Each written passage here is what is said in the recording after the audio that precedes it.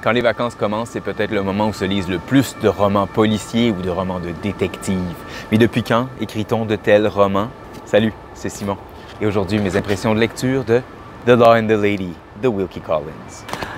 Il y a un mois ou deux, je me sentais un peu bizarre, un peu anxieux, un peu nerveux et j'avais besoin d'une lecture qui allait me réconforter. Et dans ce temps-là, ce que je fais, c'est que je m'en vais chercher du Wilkie Collins.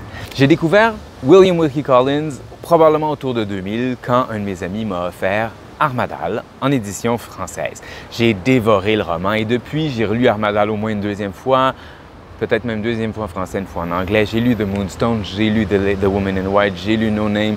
Je me souviens de l'entraînement de l'intrigue dans Armadale. Je me souviens de l'esprit du narrateur dans la première partie de The Moonstone et de son wit. En tout cas, j'en ai lu plusieurs et à chaque fois, je me sens bien. Wilkie Collins est né en 1824 à Londres d'un père peintre assez reconnu à cette époque, William Collins. Il a travaillé un peu comme clerk, un peu en droit et en 1850, il publie son premier roman, Antonina.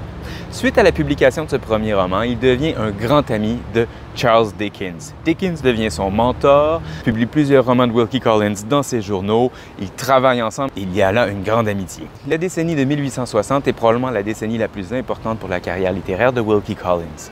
C'est là que sont publiés ses plus grands romans, ces romans qui vont l'établir en tant qu'auteur, établir sa fortune et sa réputation.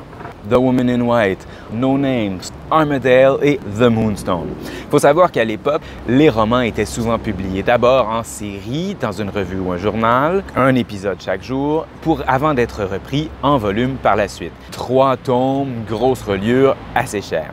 La littérature en série comme ça, c'est le propre de la révolution industrielle, c'est-à-dire il y a de plus en plus de journaux, tout le monde peut lire et ça devient plus accessible. Wilkie Collins est connu pour ce qu'on appelait à l'époque des sensation novels, des novels with a secret. Le sensation novel était très à la mode en 1860-70 et c'est un héritier d'une part du roman mélodramatique, donc avec beaucoup de sentiments, et du roman gothique, populaire en Angleterre au début du siècle. Le roman gothique jouait beaucoup sur l'étrangeté, avait souvent du surnaturel, ce qu'il n'y a pas chez Wilkie Collins, mais chez Wilkie Collins, très souvent, le mystère et le secret qu'il y a derrière un vol, un crime, un meurtre, prennent des teintes presque surnaturelles dans cette recherche-là de qu'est-ce qui s'est passé. The Law and the Lady s'ouvre sur « Je vous prononce mari et femme », ni plus ni moins. Et Valeria, l'héroïne, narratrice, signe le contrat de mariage en signant son nom de femme mariée et non son nom de jeune fille. Et sa tante, voilà une très mauvaise augure. Sa tante et son oncle ne voulaient absolument pas qu'elle épouse Eustace, on dirait Eustache en français. Dans les chapitres suivants, on apprend pourquoi. Ça fait très peu longtemps qu'ils se connaissent, peut-être 2 ou 3 semaines. Et quand l'oncle de Valeria a écrit à un ami pour avoir des références sur Eustace, l'ami répond « Eustace Woodville a une bonne fortune, il est de bonne naissance. » Voilà. Et c'est trop peu, ça éveille un soupçon.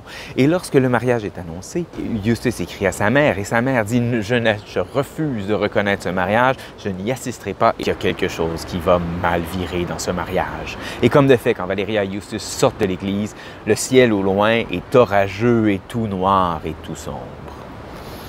Dans les jours suivants, Valeria réalise que Eustace a épousé Valeria sous un faux nom. Tout le monde lui dit de ne pas poser la question. Et même Eustace lui dit, s'il te plaît Valeria, oui, il y a un secret dans mon passé, mais si tu le découvres, nous ne pourrons jamais être heureux ensemble. Mais Valeria est curieuse, Valeria est déterminée et elle considère qu'elle ne pourra pas être heureuse avec ce doute sur son mariage. Et elle persiste à faire des recherches. Ce que je viens de vous raconter, c'est environ 4 chapitres sur les 50 du livre. Je ne vous ai pas révélé trop d'éléments du roman parce que le plaisir de ça, ce sont évidemment les péripéties et l'enquête. Pourquoi ça s'appelle The Law and the Lady?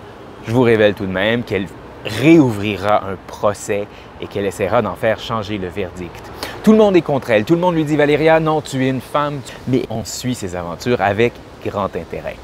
Il y a quelque chose d'intéressant dans le rapport à la femme. Sa narration à elle, parfois à certains moments, porte le sexisme de l'époque. « Ah, je suis une femme et comme les femmes, je suis amoureuse de mon mari. » Mais d'autre part, quand on lui dit « Oui, mais tu n'es qu'une femme, tu ne peux pas faire ça », elle réagit vivement.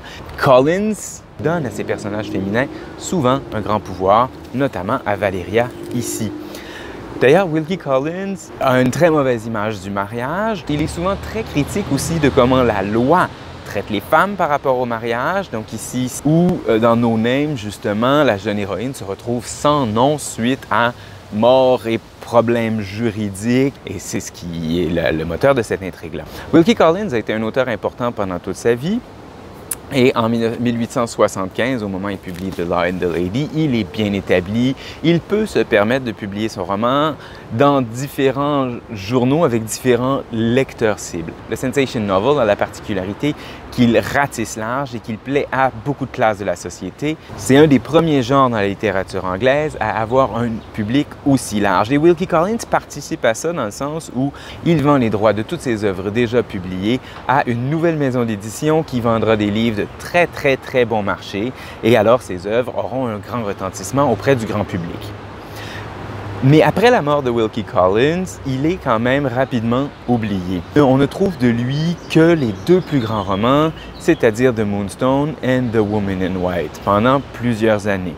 Et puis, Armadale et No Name refont surface et ça prendra quand même plusieurs années au cours du 20e siècle pour que ces romans les plus tardifs soient réimprimés et redécouverts. La critique a longtemps considéré qu'après les romans de la décennie des années 60, les romans plus tardifs étaient de moins grande valeur. Pourquoi? D'une part, Dickens est mort en 1870 et ça a affecté grandement Wilkie Collins. Ensuite, dès la fin des années 60, Collins souffre de gouttes et prend une opiacée pour se soigner. Troisièmement, on considère que les romans plus tardifs, qui délaissent un peu l'enquête pour faire plus de place à la critique sociale, ont un moins grand entrain, une moins grande valeur.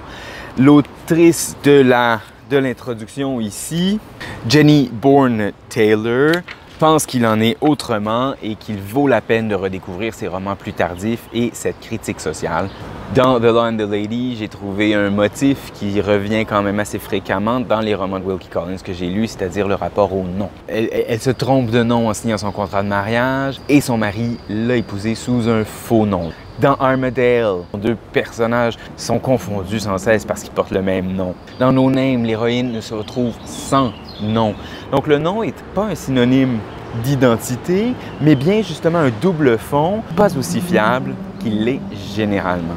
Si, quand je vous ai demandé qui étaient les pionniers du roman de détective, vous avez pensé à Arthur Conan Doyle et à Sherlock Holmes, sachez que Conan Doyle est né en 1859, donc au moment où commence la publication de The Woman in White, et le premier roman où il y a le personnage de Sherlock Holmes date de 1887.